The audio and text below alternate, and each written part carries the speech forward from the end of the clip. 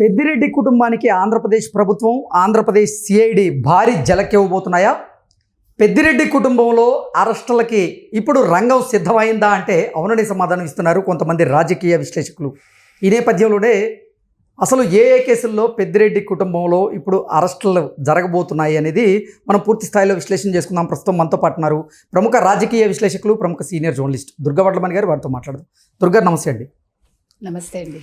పెద్దిరెడ్డి కుటుంబంలో అరెస్టులకి రంగం సిద్ధమైందని, పెద్దిరెడ్డి కుటుంబానికి భారీ జలకిచ్చేందుకు ఆంధ్రప్రదేశ్ ప్రభుత్వం అలాగే సిఐడి రంగం సిద్ధం చేశాయన్నట్లుగా కొన్ని వార్తలు వస్తూ ఉన్నాయి. ఇంతకీ ఏ కేసుల్లో పెద్దిరెడ్డిని అరెస్ట్ చేసేటువంటి అవకాశం ఉందంటే ఏం చెప్తారు? పెద్దిరెడ్డి అంటే మీరు పెద్దిరెడ్డి రామచంద్రారెడ్డి అనుకుంటారేమో. కాదు, పెద్దిరెడ్డి మిథున్ రెడ్డి మీద కేసులు ఇప్పుడు నమోదయ్యాయి. ఏం కేసు?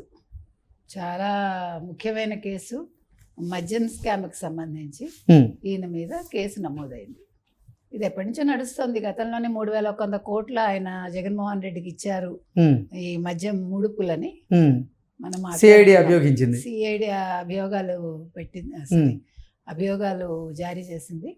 ఆ తర్వాత తాడేపల్లి ప్యాలెస్కి వెళ్ళే ఇచ్చాడు ఆయన జగన్మోహన్ రెడ్డి కానీ వచ్చింది. దానికి సంబంధించి ఇప్పుడు ఈ బెవరేజెస్ ఎండి ఎవరైతే గతంలో ఉన్నారు వాసుదేవ్ రెడ్డి, తర్వాత ఈ మిథున్ రెడ్డి మీద కంప్లైంట్స్ ఉన్నాయన్నమాట. సో ఇతను అరెస్ట్ భయంతో ముందస్తు బెయిల్ కోసం ఆయన హైకోర్టుకి వెళ్ళారు. అయితే హైకోర్టు క్లియర్ కట్గా చెప్పింది, మేము బెయిల్ ఇవ్వలేము, మీకు బెయిల్ మంజూరు చేయలేము, ఈ కేసుకు సంబంధించి మేము ఎటువంటి చర్యలు చేపట్టలేము. సో దాంతో ఇప్పుడు మిథున్ రెడ్డి సుప్రీంకోర్టుకి వెళ్ళబోతున్నాడు. అయితే ఇది చిన్న విషయం కాదు. వీళ్ళు అప్పట్లో అంటే 2019-24 మధ్య ప్రభుత్వ మద్యం దుకాణాలు నడిపారు. ప్రభుత్వ మద్యం దుకాణాలు నడిపినప్పుడు వీళ్ళు మొత్తం వీళ్ళ చేతుల్లోకి తీసుకుని వీళ్ళు మొత్తం అంతా కూడా ఒక బెవరేజెస్ కంపెనీ ఒకటి పెట్టి, అంతకుముందు నంద్యాల వాళ్ళది ఉండేది, దాన్ని కూడా వీళ్ళు టేక్ ఓవర్ చేసేసి మొత్తం అంతా కూడా వీళ్ళ చేతుల్లోకి తీసుకుని మొత్తం వీళ్ళు ఏ బ్రాండ్ సప్లై చేస్తే ఆ బ్రాండ్సే దుకాణాల్లో అమ్మాలి. జే బ్రాండ్స్ అనేవి తీసుకొచ్చారు. ఈ జే బ్రాండ్స్ అంతా కూడా నాసి రకం మందు తీసుకొచ్చారు. అంతకుముందు ఉండే మంచి మంచి కంపెనీస్ అంతా కూడా వీళ్ళు ఆపేసి దాని స్థానంలో వీటిని తీసుకొచ్చి రేట్లు కూడా చాలా హయ్యర్ సైడ్ పెట్టి బాగా ఎక్కువగా పెట్టి వీళ్ళు దొరికినంత దోచుకున్నారు. దానికి వాళ్ళు ఏం చెప్పారు, జగన్మోహన్ రెడ్డి అంటే మిగిలిన వాళ్ళు, మేము రేట్లు ఎక్కువ పెట్టడం వల్ల తాగటానికి ఎవరు ముందుకు రారు, దాని ప్రకారంగా మేము మద్యపాన నిషేధం చేస్తామన్నాం కాబట్టి విడతల వారీగా మద్యపాన నిషేధం చేసుకుంటూ వెళ్తాము. ఒకవేళ మేము మద్యపాన నిషేధం చెయ్యలేకపోతే 2024 ఎన్నికల్లో మీ ముందుకు వచ్చి మేము ఓటు అడగము అన్నారు. మాట తప్పను మడమ తిప్పను అన్న ఈ పెద్ద మనుషులందరూ కూడా మాట తప్పి మద్యపాన నిషేధం ఒక్కటి తప్ప మిగతా అన్ని అమలు చేస్తామని చెప్పుకుంటూ, అంటే అసలైన కీలకమైన దాన్ని పక్కకు పెట్టి, అంటే మొత్తం వచ్చిన ఆదాయం అంతా కూడా మద్యపానం మీదే వచ్చింది. ఆ తర్వాత అసలు మద్యపానం అనేది ఆడవాళ్ళకి సంబంధించింది. అంటే ఆడవాళ్ళకి ఏ రకంగా సంబంధించిందని మీరు అడగచ్చు. కుటుంబాలు ఛిద్రం అవ్వడానికి కారణం మద్యపానం. అంటే భర్తల వల్ల నష్టపోయేది ఆడవాళ్ళు, నష్టపోయింది ఆడవాళ్ళు. దానివల్ల పిల్లల చదువులు ఆగిపోతాయి. పిల్లలకి ఏ రకంగానూ వీళ్ళు ఇంట్లో ఎటువంటి వాళ్ళకి చేయాల్సిన ఏవి కూడా చెయ్యలేక కుటుంబాలు ఛిద్రమైపోయాయి. ప్లస్ చాలా మంది మగవాళ్ళు రకరకాల వ్యాధులతోటి చనిపోవటం జరిగింది.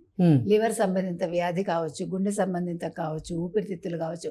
అంటే ఈ నాసిరకం మద్యం తాగటం వల్ల ఆ రకంగా వాళ్ళకి హెల్త్ ఇష్యూస్ వచ్చాయి. ఎంతో మంది ఆడవాళ్ళు విడోలు అయిపోయారు. సో ఇవన్నీ కూడా ఈ 5 ఏళ్ల కాలంలో ఎక్కువగా జరిగాయి. అంటే వీళ్ళు ఏ పర్పస్ తోటైతే వీళ్ళు వచ్చారో, అంటే ప్రజల ముందుకు వెళ్ళి వీళ్ళు ఓట్లు వేయించుకుని గెలిపించుకుని వీళ్ళు చేశాక ఆ విషయాన్ని వదిలేసి 1,00,000 కోట్ల మద్యం కుంభకోణం చేసి వాళ్ళు దాన్ని పంచుకుని ఈ రోజు మిథున్ రెడ్డి అనేవాడు రెడ్ హ్యాండెడ్గా ఆల్మోస్ట్ దొరికినట్టే. అంటే పెద్దిరెడ్డి కుటుంబాన్ని ఈ అరెస్టుల భయం వెంటాడుతోందా? అందులో భాగంగానే పెద్దిరెడ్డి కుటుంబం ఇప్పుడు ముందస్తు బెయిల్ కోసం హైకోర్టును ఆశ్రయిస్తోందా? ఇప్పుడు మద్యం కుంభకోణంలో పెద్దిరెడ్డి మిథున్ రెడ్డి ముందస్తు బెయిల్ కోసం హైకోర్టును ఆశ్రయించారు.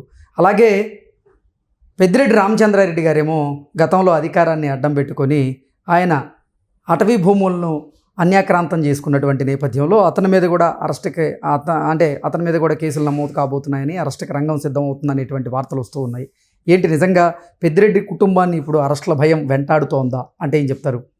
ఇప్పుడు మీరు విన్నారు ఇవన్నీ కూడా, పెద్దిరెడ్డి కుటుంబం ఎట్లా అటవీ భూములు ఆక్రమించుకుంది, ఉమ్, కాదు ఇది మా భూములే అని వాళ్ళు చెప్పడం, ఒక రోడ్డు కూడా వేసుకోవటం, ఉమ్, ఇవన్నీ మనం మాట్లాడుకున్న అంశాలే. ఉమ్, అంటే ఎక్కడికక్కడ ఎక్కడ అవకాశం దొరికితే అక్కడ వీళ్ళు కుంభకోణాలు చేశారు. ఉమ్, చేశాక మీరు అరెస్ట్ చేయకూడదంటే ఎట్లా?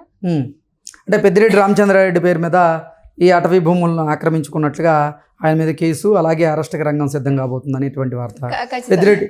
పెద్దిరెడ్డి మిథున్ రెడ్డి ఏమో మద్యం కుంభకోణంలో ఆయన అరెస్ట్ అవుతారని భయపడుతున్నారు, అందుకే ఆయన హైకోర్టు మెట్లెక్కారు, హైకోర్టుని ముందస్తు బెయిల్ కోసం కోరారు, కానీ హైకోర్టు మాత్రం తిరస్కరించింది అన్నట్లుగా మరో వార్త. సో ఏంటి అసలు పెద్దిరెడ్డి కుటుంబాన్ని నిజంగా ఈ అరెస్ట్ల భయం వణికిస్తోందా అంటే ఏం చెప్తారు? ఖచ్చితంగా ఇవాళ జగన్మోహన్ రెడ్డి వెంటాడట్లేదండి. ఉమ్, ఇప్పుడు సిబిఐని, ఈడీని ఇవాళ సుప్రీంకోర్టు చెప్పింది కదా, కేసులు త్వరితగతిని ముగించండి అని. ఉమ్, సో వీళ్ళని వెంటాడడం ఏంటి? మీరు తప్పు చేసినప్పుడు వెంటాడడం ఏముంది ఉమ్. కదా. ముఖ్యంగా మీరు తప్పు 5 ఏళ్లలో చేసినప్పుడే కదా భయం ఉండేది, భయం ఆ అనేది భయం వస్తుంది. ఖచ్చితంగా వెంటాడుతుంది. వెంటాడుతుంది అంటే భయం అంటే మంచి చేయకపోవడం వల్ల ఈ భయం వచ్చింది. అది అంటే మీరు తప్పు చేశారు కాబట్టి భయం మిమ్మల్ని వెంటాడుతుంది, అది సహజం. అది రెండోది ఏంటంటే మీరు అసలు ఎట్లా మీరు 5 ఏళ్లలో ఏ రకంగా మీరు ప్రవర్తించారు? ఒక కుప్పం అనే ఒక నియోజకవర్గానికి, చంద్రబాబు నాయుడుకి తెలుగుదేశానికి సంబంధించిన ఒక నియోజకవర్గంలోకి చంద్రబాబు నాయుడిని మీరు వెళ్లకుండా చేశారు కదా.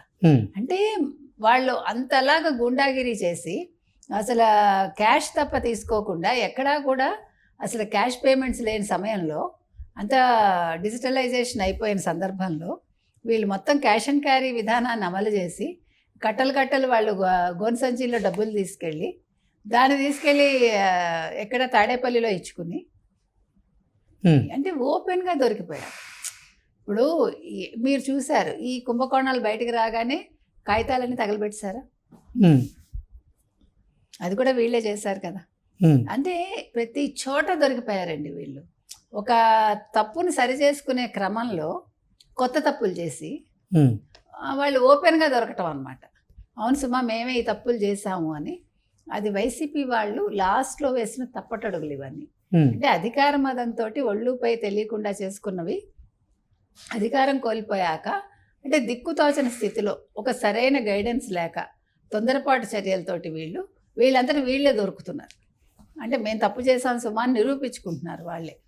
సో మొత్తం మీద పెద్దిరెడ్డి మిథున్ రెడ్డి అనే అతను ఇవాళ కోర్టు మెట్లు ఎక్కాడు, కోర్టు తిరస్కరించింది, సుప్రీంకోర్టు మెట్లు ఎక్కబోతున్నాడు. ఏమవుతుందో చూద్దాం. మరి ఇప్పుడు ఇంకా విశ్వావసు నామ సంవత్సరంలో వైసీపీ వాళ్ళకి అన్నీ కూడా అరెస్ట్లే నడుస్తాయి. ఇప్పటికే అరెస్టుల భయంతో కొంతమంది వైసీపీ నేతలు అయితే ఉక్కిరిబిక్కిరవుతూ ఉన్నారు. అరెస్టులు భయం వాళ్ళని వెంటాడుతూ ఉంది. ఈ నేపథ్యంలో ఇప్పుడు పెద్దిరెడ్డి కుటుంబం నుంచి కూడా కొంతమంది కనుక అరెస్ట్ అయితే పరిస్థితి ఎలా ఉండేటువంటి అవకాశం ఉంది వైఎస్ఆర్సీపీలో అంటే ఏం చెప్తారు? వైఎస్ఆర్సీపీలో ఇప్పటికే ఎమ్మెల్సీలు చాలా మంది జంప్ అయిపోతున్నారు. ఇప్పుడు ఎమ్మెల్యేలు ఎవరైతే ఉన్నారో వాళ్ళకి ఇంకా ఏ దిక్కు లేకపోవటం వల్ల వాళ్ళు వైసీపీలో ఉండాల్సి వస్తుంది. సో వీళ్ళ అరెస్టులు కనుక మొదలయ్యాయంటే మనం ఆల్రెడీ చెప్పుకున్నదే, మొత్తం వైసీపీనే ఖాళీ అవుతుంది. ఎందుకంటే ఇప్పుడు జగన్మోహన్ రెడ్డి మీదే కేసులు తిరగదోడి ఇప్పుడు అతను అరెస్ట్ చేశారనుకోండి, మొత్తం అందరూ అరెస్ట్ అయిపోతే పార్టీ ఎవరి చేతుల్లో ఉంటుంది? అప్పుడు పార్టీకి ఇంకా దిక్కు లేదు కదా. ఓకే, అదే జరగబోతోంది. ఓకే అండి, థ్యాంక్ యూ సో మచ్.